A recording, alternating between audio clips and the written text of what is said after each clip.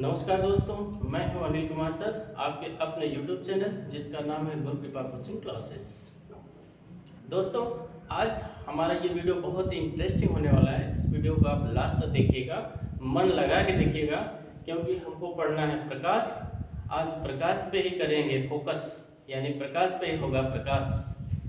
प्रकाश क्या है दोस्तों? इसको जानने के लिए आप जानते हैं, आपके घर बल्ब जलते हैं, मोमबत्ती जलती है, टॉर्च भी जलते हैं। इन तीनों चीजों के जलने से एक विकिरण ऊर्जा निकलती है, और जो विकिरण ऊर्जा निकलती है वो हमारी आंख की रेटिना पे जब पड़ती हैं तभी वस्तुएं दिखाई देती हैं। तो हम कह सकते हैं कि प्रकाश क्या है? प्रकाश एक प्रकार की ऊर्जा है जो हमारे दृष्टि ज्ञान को जागृत करती है, या हम जिसके वजह से हमें वस्तुएं दिखाई देती हैं। लेकिन एक खास बात यह है कि प्रकाश खुद भी नहीं दिखाई देता, केवल वस्तुओं को दिखाने का काम करता है। प्रकाश में ये गुण होता है कि खुद स्वयं नहीं दिखाई देता, बट ये वस्तुओं को दिखाने का काम करता है।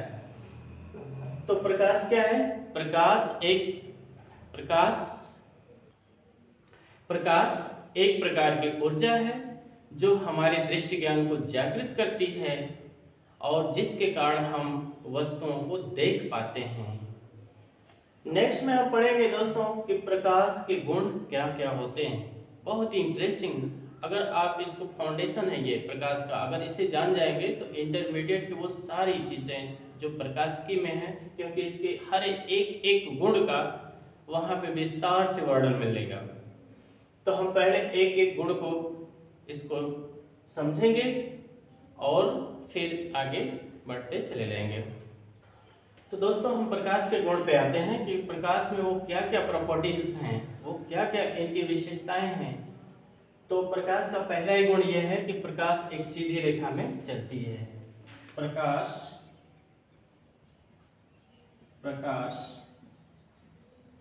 सीधी रेखा में चलती है। अब इसका प्रमाण क्या है कि ये सीधी रेखा में चलती है? मैं आपको तो क्लियर कर दूंगा, एकदम क्लियर कर देंगे, मक्खन की तरह बना देंगे। प्रकाश सीधी रेखा में चलती है, ये इसका गुण है। इसका प्रमाण ये है कि जब हम कभी प्रकाश में चलते होते हैं तो हमारी परछाइयाँ बनती हैं। अगर परछाई न बनती, ये परछाई कब बनती है? जैसे प्रकाश यदि पूर्व की तरफ है तो परछाई हमारे पीछे पश्चिम की ओर बनेगी। इसका वजह यह है कि उधर से आने वाले प्रकाश हमसे सीधे, चूंकि प्रकाश सीधे आ रही है तो हमसे टकराएगी, और टकरा के पीछे नहीं जा सकती, मुड़ नहीं सकती है, वो सीधी रेखा में ही गमन करती है। जब प्रकाश सीधी रेखा में गमन करेगी तो हमारे पूरे शरीर की भाग जो भाग पे प्रकाश नहीं पहुंच पा रहा है वो परछाई के रूप में पीछे दिखेगा। तो ये सबसे ही इंटरेस्टिंग और सबसे जोरदार उदाहरण है कि परछाई का बनना। ये सिद्ध करता है कि प्रकाश सीधी रेखा में चलती है। और एक चीज और मैं आपको बताऊंगा, एक एग्जांपल दूंगा कि आप चाहें तो इसको घर पे भी कर सकते हैं, प्रैक्टिकल के रूप में है कि आप चाहें तो 3 तख्त ले लें, ये गत्ते ले सकते हैं, तीन गत्ते ले लेते हैं इस तरह से, और ये देखने के लिए कि क्या प्रकाश सीधी रेखा में चलती है, इसके लिए हम एक प्रैक्टिकल कर लेते हैं। और आप एक अंधेरे कमरे को चुनेंगे जिससे कि वहां प्रकाश जाए तो पता चले। अंधेरे कमरे में 3 गत्तों को इस तरह से रख लेंगे, एक सीध में रखेंगे, पहले वाले गत्ते में एक होल कर देंगे, दूसरे वाले में ठीक इसके सीध में होल करेंगे, और तीसरे वाले में ठीक इसके थोड़ा सा ऊपर होल कर देंगे। अब पहले वाले गत्ते के पास हम टार्च जलाएंगे, ये टार्च, पहले वाले गत्ते पे हम टार्च जला लेते हैं। ये टार्च से निकल करके प्रकाश जाएगी और ठीक इस सीध में होते हुए इस होल से जाएगी, और फिर इसके ठीक सीध में होकर के आगे की ओर बढ़ेगी। अगर ये होल ऊपर है तब तो हम देखते हैं कि प्रकाश इसके पास जा नहीं पा रही, यहां अंधेरा छाया हुआ है होल ऊपर होने के कारण। यदि इस होल को हम यहां कर देते तो ये प्रकाश सीधे निकल जाते, तो इससे सिद्ध हो जाता है कि प्रकाश सीधी रेखा में ही चलती है। अगर ये टेढ़ी रेखा में थोड़ा बहुत चलती तो यहाँ से ये इसको ऐसे निकल करके इधर चली जा सकती थी, लेकिन ऐसा नहीं किया। तो इससे सिद्ध होता है कि प्रकाश एक सीधी रेखा में ही चलती है। ये पहला प्रॉपर्टी है। दूसरी प्रॉपर्टी, प्रकाश का दूसरा गुण यह है कि प्रकाश विद्युत चुंबकीय तरंगों के रूप में, इलेक्ट्रोमैग्नेटिक वेव के रूप में चलती है। अब दोस्तों हम समझेंगे कि प्रकाश विद्युत चुंबकीय तरंगें क्या हैं जिनके रूप में प्रकाश चलती है। ये विद्युत चुंबकीय तरंगें क्या है? तो विद्युत चुंबकीय वे तरंगें होती हैं जिनको चलने के लिए माध्यम की आवश्यकता नहीं पड़ती है। आप देख रहे होंगे सूर्य से प्रकाश आता है तो हमारा वायुमंडल कुछ ही किलोमीटर तक है, लेकिन उसके और ऊपर जाने पर वायुमंडल से वहां बिल्कुल निर्वात होता है, कोई वायुमंडल नहीं है, फिर भी वहां से प्रकाश आता है। तो प्रकाश को चलने के लिए माध्यम की आवश्यकता नहीं पड़ती है, अर्थात हम कह सकते हैं कि प्रकाश विद्युत चुंबकीय तरंगों के रूप में चलती है। नेक्स्ट प्रॉपर्टी तीसरा यह है कि जो प्रकाश की चाल है वो वायु या निर्वात में प्रकाश की चाल यह होती, प्रकाश की चाल 3 गुणे 10⁸ इतना मीटर प्रति सेकेंड होती है। लेकिन ये दोस्तों वायु या निर्वात के लिए, ध्यान रहे ये केवल वायु या निर्वात के लिए है। आगे हम आपको बताएंगे कि अगर प्रकाश है वायु या निर्वात में चलेगी तो इतने चाल से तो चलेगी, लेकिन अगर वायु या निर्वात की जगह पानी है, जल है, कोई माध्यम है, कांच है, शीशा, तो उसमें चलेगी तो ये इसकी चाल कुछ घट जाती है। लेकिन प्रकाश की जो चाल है वायु या निर्वात में 3 गुणे 10⁸ मीटर प्रति सेकेंड ही होती है। चौथा इसका प्रॉपर्टी है प्रकाश 7 रंगों से मिलकर के बनी होती है। प्रकाश 7 रंगों से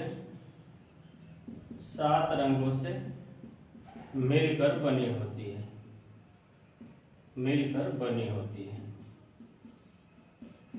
अब हम ये जानना चाहेंगे कि वास्तव में प्रकाश 7 रंगों से मिलकर बनी होती है तो कब दिखाई देती, कैसे दिखाई देती है? तो इसका सबसे जबरदस्त और सबसे अच्छा उदाहरण रेनबो है। जब इंद्रधनुष बनता है बरसात के मौसम में तो आप देखे होंगे 7 कलर की उसमें रंगें दिखाई देती है। और एक घटना और भी है वर्ण विक्षेपण की घटना में भी आप देखेंगे कि वहां प्रकाश 7 रंगों में बट जाती है। किंतु एक बात और यहाँ पे समझना है कि जब 7 रंग मिल जाते हैं तो श्वेत कैसे बन जाते हैं? क्या आप 7 रंगों को मिलाएंगे तो सफेद बन जाएंगे? तो इसका ये उत्तर होगा कि हाँ जी हाँ, बिल्कुल 7 रंगों को, प्रकाश के 7 रंगों को अगर आप मिलाएंगे तो वो श्वेत प्रकाश जो आप देख रहे हैं, आम जो सामने दिखाई दे रहा है वो श्वेत जैसा बन ही जाएगा। लेकिन जो हम लोग कलर यूज करते हैं तो वो कलर केमिकल होता है, उसमें 7 रंगों को अगर आप मिलाएंगे तो सफेद रंग नहीं मिलेगा। और ये जो प्रकाश वाला होता है ये शुद्ध रंग होता है। जब ये 7 रंग मिल जाते हैं तो श्वेत बन जाता है। तो इस तरह से हम कह सकते हैं प्रकाश 7 रंगों से मिलकर के बना होता है। आगे 5वां, जो प्रकाश की तरंग दैर्घ्य है, प्रकाश की जो तरंग दैर्घ्य है, नेक्स्ट प्रॉपर्टी है प्रकाश की तरंग दैर्घ्य 3900 एंगस्ट्रॉम से लेकर के 7800 एंगस्ट्रॉम। कहीं कहीं 39 की जगह 4000 पे मिल जाता है, कोई दिक्कत नहीं। 3900 एंगस्ट्रॉम या 4000 एंगस्ट्रॉम से लेकर के 7800 एंगस्ट्रॉम तक होती है तरंग दैर्घ्य प्रकाश की। अब प्रश्न ये होता है तरंग दैर्घ्य किसे कहते हैं? तो दोस्तों ये तरंग वाले चैप्टर में हम एक खूबसूरत सा वीडियो बना करके आपको सेंड कर देंगे कि तरंग दैर्घ्य क्या है। फिलहाल यहाँ पे ये जान लेते हैं कि जैसे ये प्रकाश है, चल रही है इस तरह से, ऐसे चल रही है प्रकाश, तो इसके पीक टू पीक यानी शिखर से शिखर के बीच की जो दूरी होती है तरंग की, यही तरंग दैर्घ्य कहलाती है। यहाँ से यहाँ तक की दूरी ये तरंग दैर्घ्य कहलाती है। तो इसको आपको हम अगले वीडियो में बताएंगे, क्लियर करेंगे अच्छे से। फिलहाल इतना ही समझिए तरंग दैर्घ्य इसकी। 4500 से लेकर के 7800 एंगस्ट्रॉम तक होती है। अगला छठा पॉइंट है, प्रकाश में परावर्तन की घटना होती है। प्रकाश में परावर्तन की घटना होती है। परावर्तन की घटना होती है।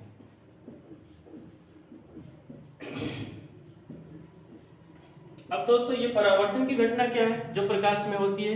तो परावर्तन की घटना ये है कि जब प्रकाश किसी ऐसे अपारदर्शी पृष्ठ से जाएगी, टकराएगी, टकरा करके पुनः वापस लौट आएगी, इसी घटना का नाम है प्रकाश का परावर्तन। यानी किसी अपारदर्शी पृष्ठ से प्रकाश का आना, उससे टकराना और टकरा करके वापस जाना, ये प्रकाश के परावर्तन की घटना कहलाती है। जैसे ऐसे समझ लीजिए कि कोई मिरर है, कोई कांच है, कोई शीशा है, कोई दर्पण है, ऐसे तो दर्पण में हमें चेहरा अपना दिखाई तभी देता है जब प्रकाश इधर जाती है और टकरा करके वापस आती है, तभी हमको शीशा में, दर्पण में हमारा चेहरा दिखाई देता है। तो ये प्रकाश के परावर्तन की घटना का एक उदाहरण है।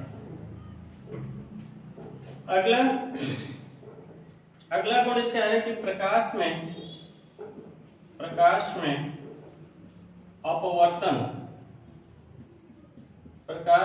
अपवर्तन की घटना होती है। अब ये अपवर्तन की घटना क्या होती है, इसको भी समझ लेते हैं इसी समय। प्रकाश में अपवर्तन की घटना होती है। अपवर्तन की घटना यह है कि प्रकाश जब एक माध्यम से दूसरे माध्यम में, जैसे जल है, जल से वायु में जा रही है, या वायु है उसके बाद कांच में जा रही है, किसी एक माध्यम से दूसरे माध्यम में जा रही है, तो अपने रास्ते से सीधे नहीं जाती है, थोड़ा सा मुड़ के जाती है, इसी घटना का नाम है प्रकाश का अपवर्तन। यानी जब प्रकाश की किरण एक माध्यम से दूसरे माध्यम में जाती है तो अपने मार्ग से थोड़ा विचलित हो जाती है, और इस घटना का नाम है प्रकाश का अपवर्तन। ये घटना आपको हम दिखाएंगे इसका वीडियो बना करके। तो अभी फिलहाल जो प्रकाश में अपवर्तन की घटना होती है। नेक्स्ट अगला प्रॉपर्टी है प्रकाश में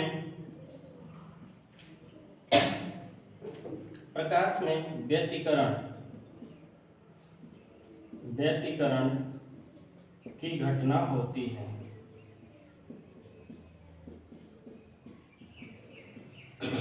प्रकाश में व्यतिकरण की घटना होती है। अब व्यतिकरण की घटना क्या है? देखिए दोस्तों, प्रकाश में जो व्यतिकरण की घटना है वो दो तरंगों के साथ होगी। जब प्रकाश के दो समान आवृत्ति और आयाम की तरंगे एक साथ एक ही दिशा में जाएंगी तो कुछ बिंदुओं पे इनकी तीव्रता अधिकतम होगी और कुछ बिंदुओं पे इनकी तीव्रता न्यूनतम हो जाएगी। इसी घटना का नाम है प्रकाश का व्यतिकरण। जैसे अगर पानी है, जल पे हम थोड़ा तेल छिड़क देते हैं तो वो हमको कुछ समय तक हम देखेंगे ध्यान से, तो कभी चमकती है, कभी धुंधली होती, कभी चमकती है, कभी धुंधली होती है। तो ये घटना प्रकाश के व्यतिकरण का सबसे सटीक उदाहरण है। प्रकाश के व्यतिकरण की घटना का सबसे बेहतर उदाहरण यह है कि जब दो प्रकाश की तरंगे एक साथ एक ही दिशा में चलती हैं तो माध्यम के कुछ बिंदुओं पे उसकी परिणामी तीव्रता अधिकतम होती है और कुछ बिंदुओं पे न्यूनतम होती है। इसको कहते हैं प्रकाश का व्यतिकरण। नेक्स्ट है प्रकाश में विवर्तन की घटना होती है। प्रकाश में विवर्तन की घटना होती है।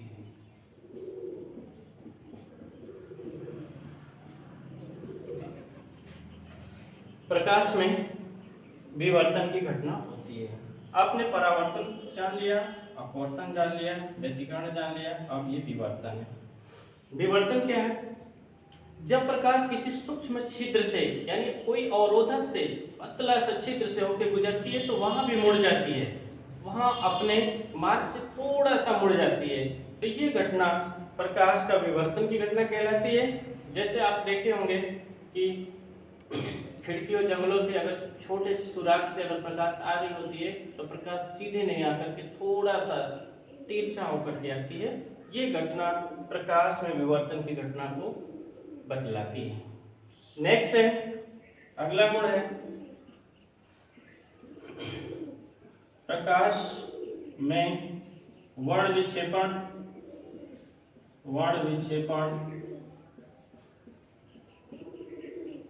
की घटना होती है।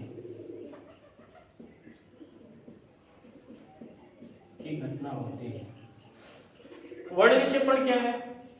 प्रकाश को अगर हम प्रिज्म से गुजारें, प्रिज्म आप लोग जानते होंगे, ये कांच का बना हुआ इस तरह का होता है, त्रिभुज जैसा। तो इससे अगर हम प्रकाश को गुजारेंगे तो ये 7 रंगों में बढ़ जाती है, ये 7 रंगों में बढ़ जाती है।